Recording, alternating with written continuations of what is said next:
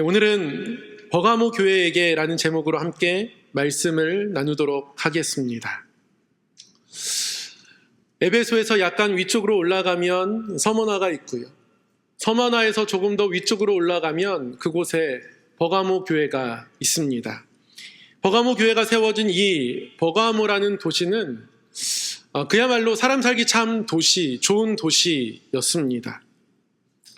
이 버가모는 로마 속주가 되기 이전에는 버가모 왕국이라는 어떤 왕국으로 독립된 나라로 존재했던 도시였습니다. 이 왕국으로 존재했던 나라들은 그 사람들, 그 시민들 사이에 이렇게 몸에 밴 충성심 또는 충성스러운 모습이 있습니다. 가끔 불교에서 굉장히 열심을 내시다가 기독교로 개종하는 분들이 계십니다. 그런데 이런 분들 중에서 적지 않게 새벽 제단을 쌓으시는 분들이 많아요. 제 초등학교 동창 중에서 연락하고 지내는 유일한 친구가 있는데요.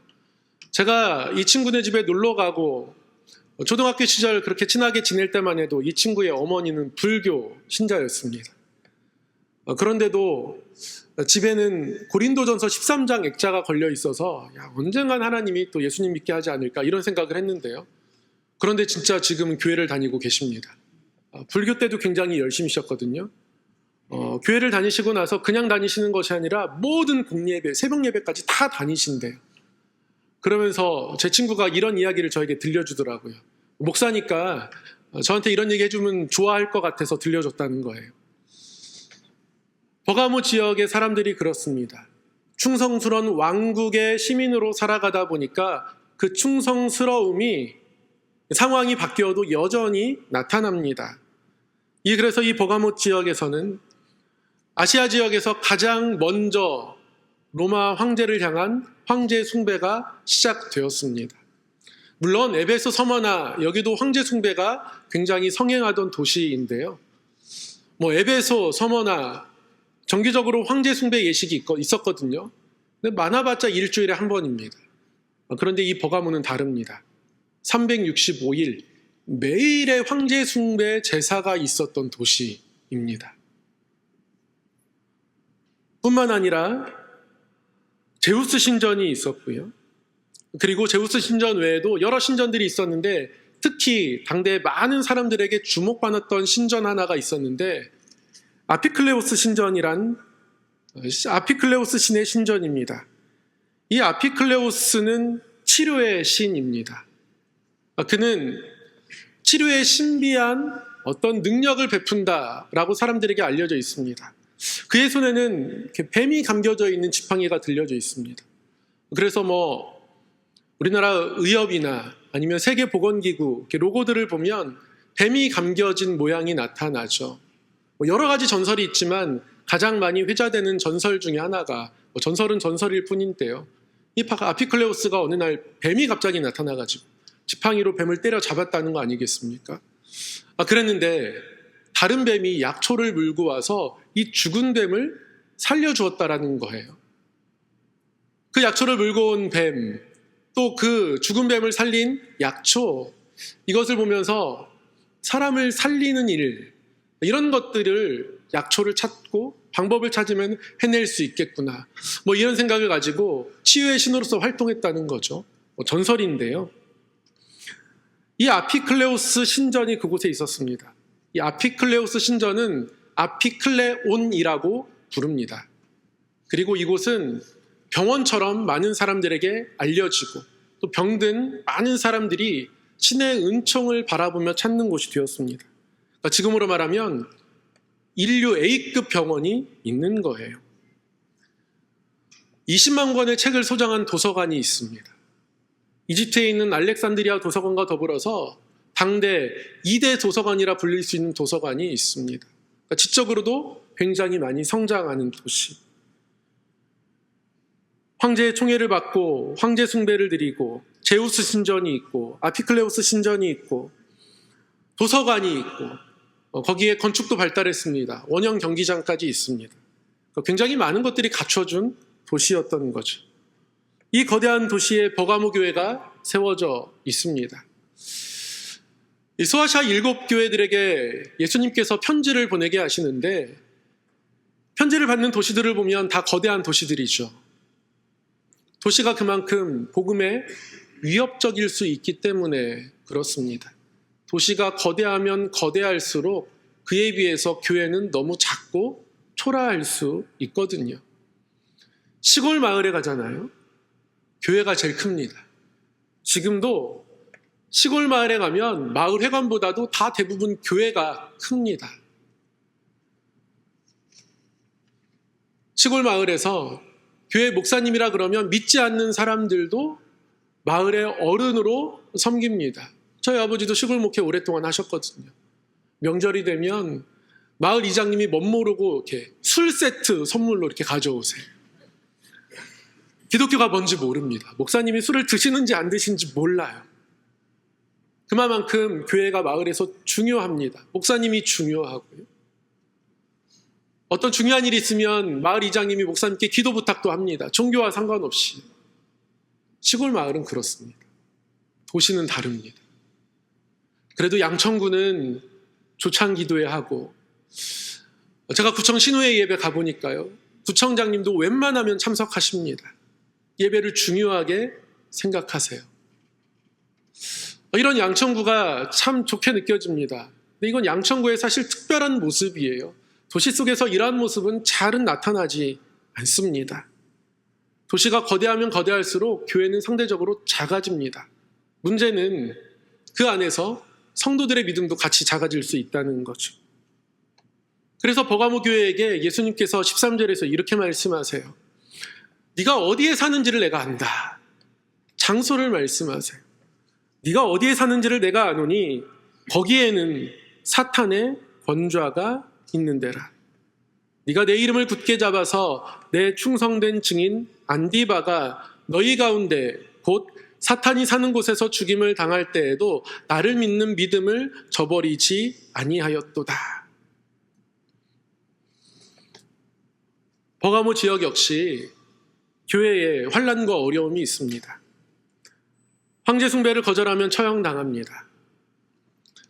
아까 버가모 지역에 있는 여러 시설들, 기반 시설들에 대해서 말씀드렸는데 그 중에 원형 경기장이 있습니다.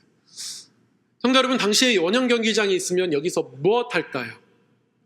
축구하겠습니까? 야구하겠습니까? 어떤 정해진 규칙을 가지고 하는 스포츠 하겠습니까? 레크레이션 할까요? 아닙니다. 당시에 원형 경기장에서 이루어진 일들은 너무나 참혹한 일이에요. 전쟁에서 노예를 잡아오잖아요. 그러면 이곳에 풀어놓습니다. 노예들에게 글라디우스라는 검 하나씩 쥐어줍니다. 로마 군대의 주 무기예요. 그거 가지고 뭐 시키냐면 서로 죽이게 합니다. 남은 한 사람만 자유인으로 석방하겠다는 거예요. 그리고 그것을 보면서 즐깁니다.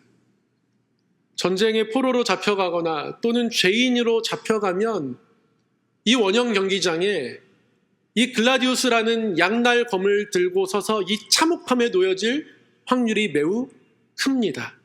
그리고 사람들은 그것을 바라봅니다. 그럼 얼마나 무섭겠습니까? 특히 교인들 얼마나 무서울까요? 이 글라우디우스라는 검을 다루는 사람들을 검투사, 글래디에이터라고 합니다. 최근에도 이 글래디에이터라는 제목을 가진 영화가 개봉했던 것 같습니다. 한 명만 남고 다 찔러 죽입니다. 성도들은 황제 숭배를 거부하면서 혹시 우리가 저 자리에 놓일까 너무 두려워 떱니다. 이것을 버틸 만한 믿음이 점점 삶 속에서는 작아져 갑니다. 수많은 사람들이 버가모 지역을 찾아오는데요. 그 이유 중에 하나는 병원 때문에 그렇습니다. 이 병원에 오면 이게 말이 병원이지만 사실은 치유의 신, 아피클레오스 신전이거든요. 이곳을 아피클레온이라고 부릅니다. 그곳에 오면 정원을 거닐고 신의 은총을 받으면서 또 그곳에 굉장히 유명한 의사가 있었다 합니다. 갈레노스라는 의사. 이 갈레노스는 어떤 근대의학의 아버지 히포크라테스의 뒤를 잇는 사람이라고 그렇게 알려져 있습니다. 히포크라테스가 어떤 근대 의학의 아버지라고 칭송받는 이유 중에 아주 중요한 이유 중 하나는 보통은 당시 고대 사회에서 질병이 걸리면 신의 저주라고 무조건 바라보게 되는데 이 히포크라테스는 사람에게는 4개의 체액이 있다 그러면서 사람의 몸 안에 그 어떤 생리적인 현상으로서 병을 분석하려고 했기 때문에 그렇죠. 이것을 그대로 믿은 사람이 갈레노스라는 의사입니다. 동물 해부를 통해서 사람의 장기의 모양이 어떤지 분석하고 사람의 몸 안에서 병의 원인을 찾으려고 노력했던 사람이라고 알려져 있습니다. 그런 의사가 이곳에 있습니다. 그러니까 버가모에 있는 아피클레온에 가야지. 그리고 거기서 이방신들에게 제사하고 이 갈레노스를 만나야지 병이 낫는다는 거예요. 그러니까 이방신의 영향이 점점 커져갑니다. 교인들에게 너무 건드기 힘든 조건이에요. 그곳에 버가모 교회가 세워져 있습니다. 그래서 우리 주님은 버가모 교회를 말씀하시면서 사단의 권좌가 있는 곳.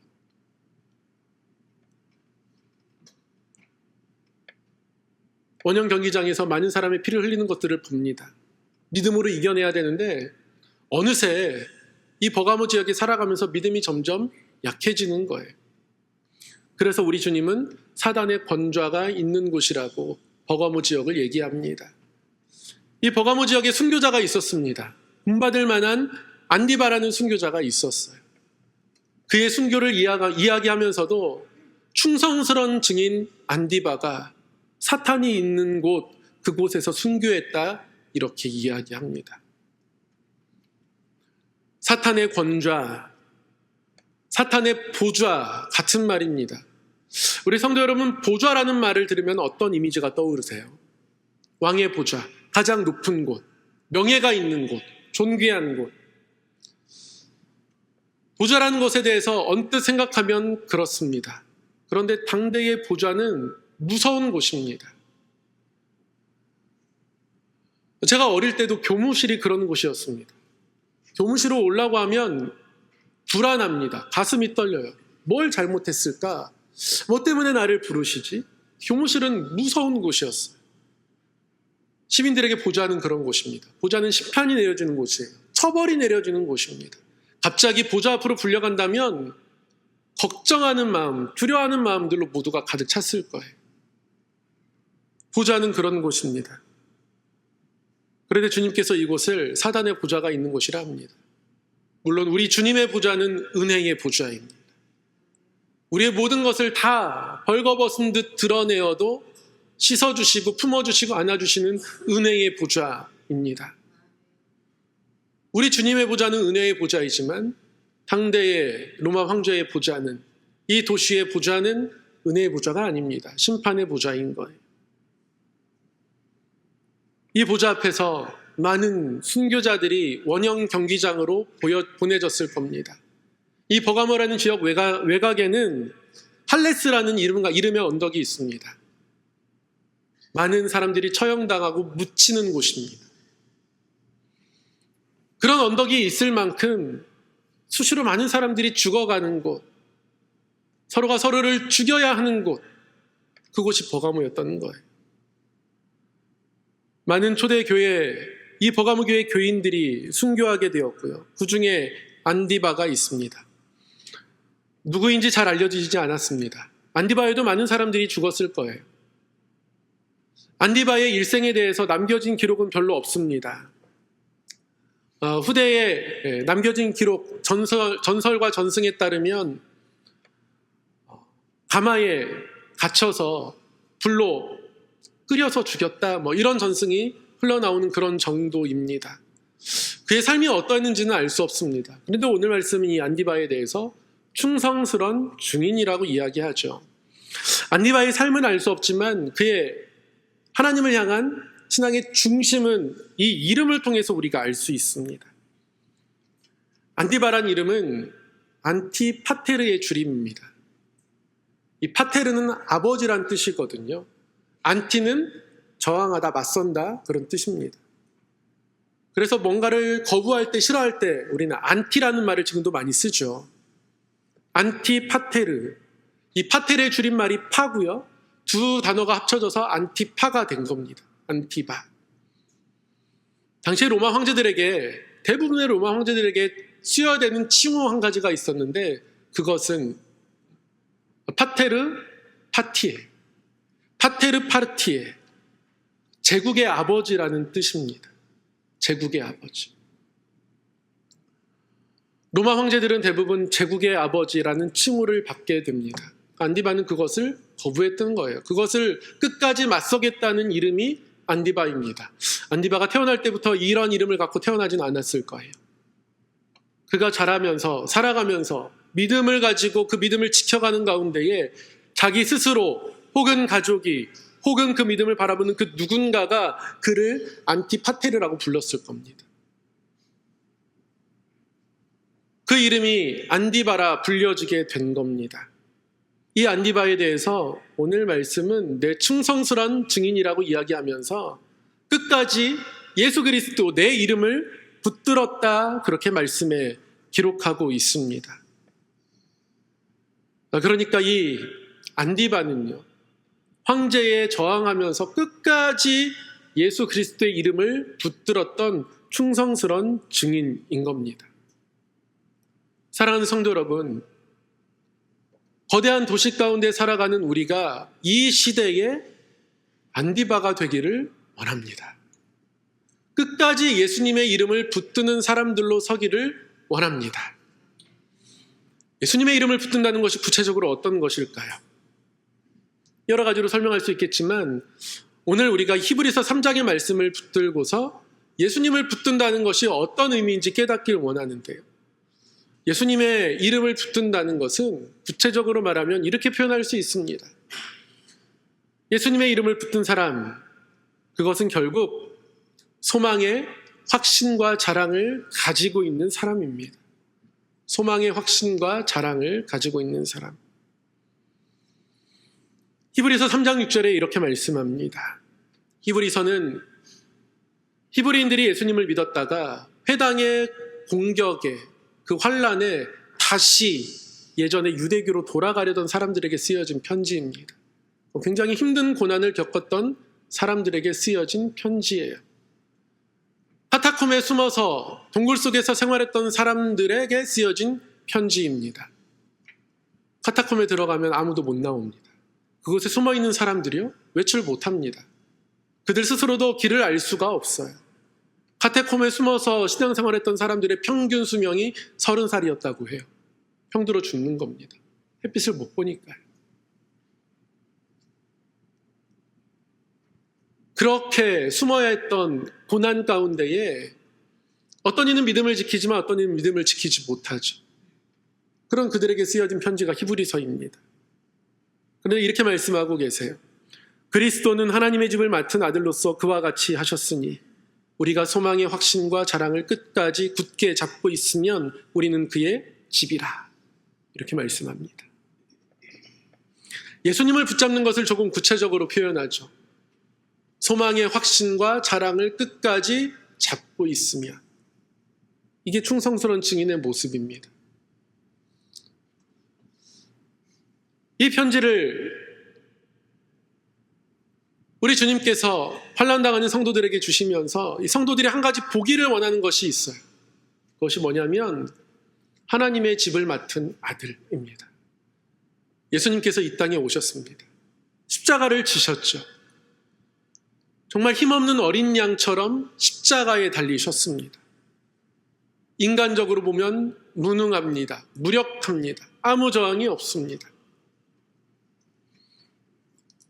그런데 우리를 위해서 희생제물 어린 양 되신 예수님을 바라볼 때 이 같은 일을 하신 그분을 어떻게 바라보냐면 하늘의 집을 맡은 아들로서 이 땅에 오셨다는 것.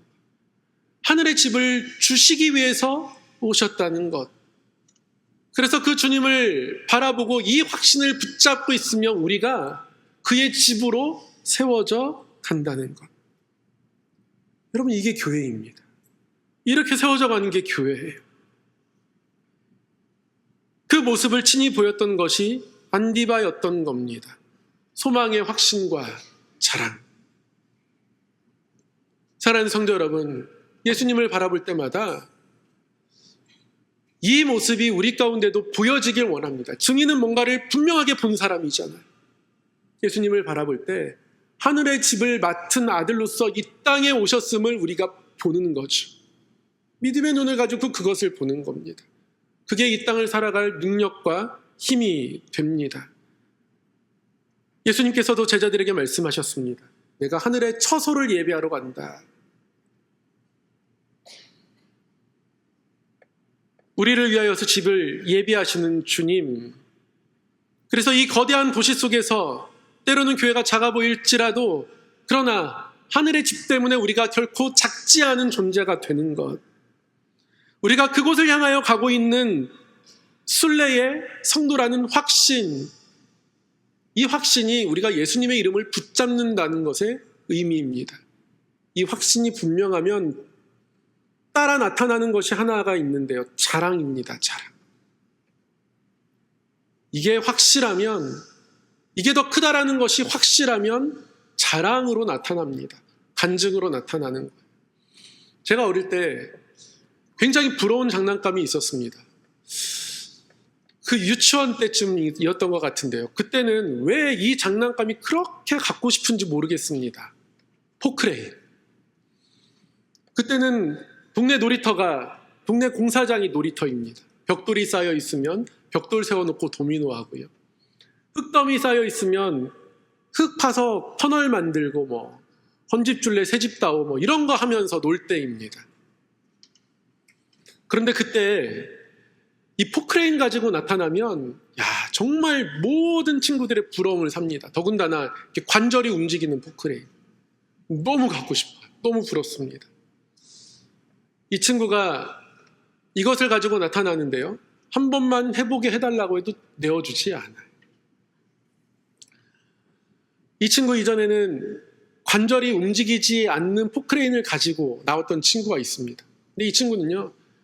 관절이 움직이는 포크레인의 등장 이후에 자기 포크레인을 가지고 나오지 않게 돼요. 관절이 움직이는 포크레인이 더 강력하거든요. 이것을 가지고 나오는 이 친구는 세상에 이거보다 더 좋은 장난감이 없다라는 확신을 가지고 나오는 겁니다. 우리에게 신앙의 고백이 그렇습니다. 우리에게 소망이 확신이 있다면 우리는 이것을 자랑하게 되어 있습니다. 성도들 사이에서도요. 주의 은혜가 우리에게 가장 큰 자랑거리입니다. 이야기거리인 거예요. 저는 명절에 가면, 명절이 되면 먼 곳을 다녀와야 합니다. 멉니다. 본가도 멀고 처가도 멀어요. 운전하는 시간이 많습니다. 2시간까지는 어떻게 괜찮은데 3시간, 4시간 운전하는 게 싫습니다. 그래서 지난 추석에는 차 가지고 움직이지 않고 부지런하게 표를 끊어서 움직였습니다. 근데 저희 본가 쪽에는 교통이 그렇게 좋지 않아서 차를 가지고 갈 수밖에 없어요. 그래서 가려고 하면 지레 겁을 먹습니다. 싫어요. 근데 가면 좋습니다. 좋은 이유가요. 하루 종일 그냥 하나님 얘기합니다. 그곳에서 살아가는 가운데 주신 하나님 은혜 얘기하고 부모님께 그 얘기 들으면서 저도 겪은 하나님 은혜 얘기하고 좋더라고요. 자랑할 게 하나님밖에 없습니다. 작은 시골 마을에서 작은 곳에서 살고 계시지만 자랑할 게 하나님밖에 없어요. 여러분 이게 믿음입니다. 성도들끼리 모여서요. 하나님 얘기가 많아져야 해요. 믿지 않는 사람들과 만나서 이야기하는데요. 어려운 상황 속에서 한숨 쉴 만한 상황 속에서 그래도 기도하며 답 찾아야지. 내가 위에서 기도해 줄게. 신앙의 언어가 나와야 합니다. 우리에게 자랑할 만한 이름이니까.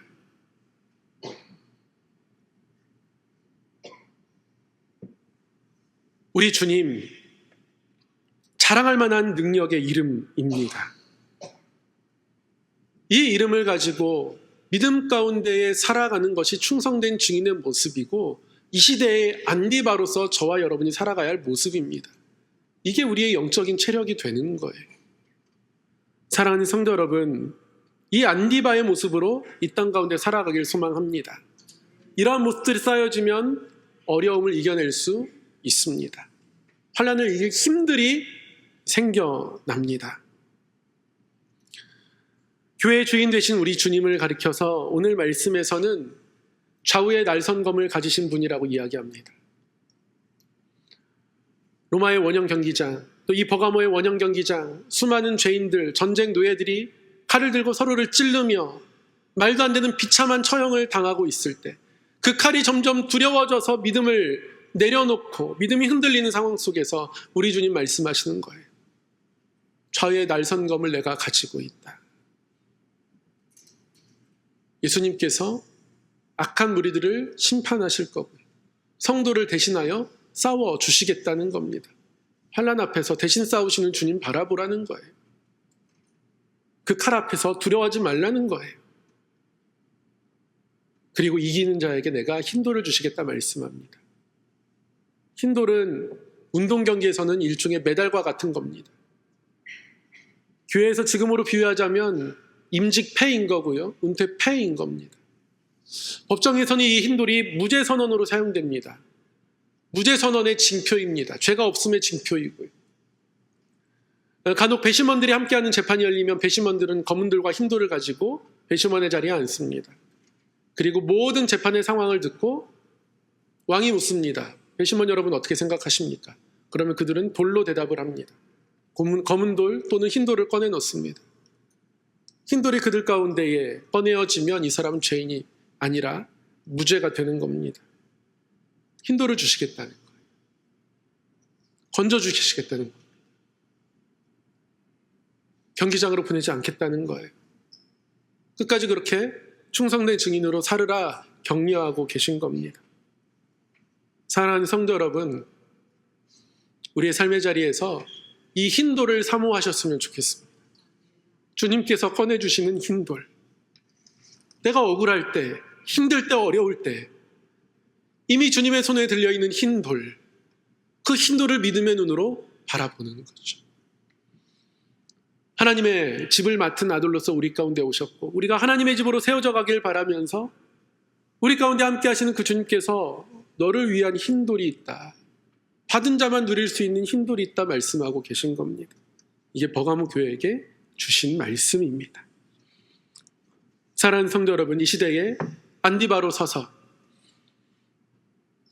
소망의 확신과 자랑을 가지고 우리 주님의 흰 돌을 바라보며 믿음 가운데 살아가고 거대한 도시 가운데에 위축되거나 작은 자로 서는 것이 아니라 담대하게 하나님의 크심을 바라보며 이 땅을 살아가는 믿음의 원석 되기를 우리 주님의 이름으로 축복합니다. 기도하겠습니다. 사랑의 하나님 아버지, 좌우의 날선 검을 가지고 우리를 위하여 싸우시며 우리에게 흰돌을 주시는 주님을 바라봅니다.